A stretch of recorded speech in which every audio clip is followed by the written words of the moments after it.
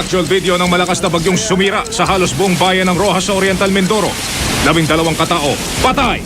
Nakatutok doon live si Mike Enriquez, kasama sina Cara David at Iris Cruz. Rumagasa rin sa Bicol ang bagyong Unding. 6 naman doon, patay! Nakatutok din doon live si Susan Enriquez. Outbreak ng meningococemia sa Baguio City. 9 na ang patay. Nakatutok doon live si Dan Campilan. Batang dinapuan din ng meningococemia sa Antipolo, namatay sa San Lazaro Hospital. Army Major na inakusahan ng pwersahang pakikipagtalik sa mga lalaking trainees. Ikinulong na. Mga kababayan nating sina Angelito Nayan at Robert Tarongoy, kumusta na? Nakatutok sa Afghanistan si June Veneracion at sa Dubai si Jiggy Manikan. 3 patay sa Hacienda Luisita, inilibing na. Piket tuloy pa rin. Naroon live si Carlo Lorenzo. Sa Chile, Pangulong Arroyo at President George W. Bush nag-usap ng 2 oras. Nakatutok si Mark Salazar. Si Sandra Aguinaldo, binisita ang Magarang Condo Unit ni Major General Carlos Garcia sa New York. At sa Michigan, basketball stars at mga fans, nagrambol.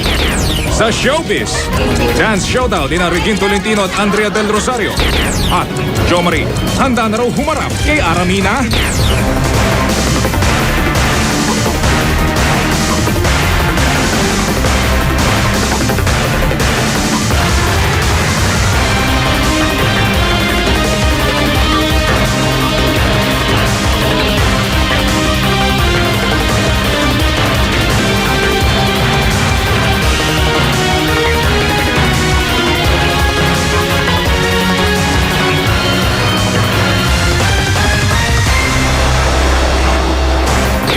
Mula sa GMA Network Center at sa Rojas Oriental Mindoro, narito ang walang kinikilingan, walang pinoprotektahan.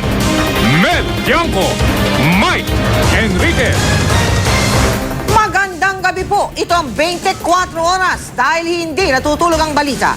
12 katao na ang kumpirmadong patay dahil sa tindi ng hagupit ng bagyong Unding sa Oriental Mindoro. Tama Kamel, at sa tindingan ng paggampas ng Bagyong Unding dito sa munisipalidad ng Rojas dito sa Oriental Mindoro, nagdeklara na ang lokal na pamahalaan dito ng state of calamity. Gusto ko pong ipakita sa inyo ang aking pong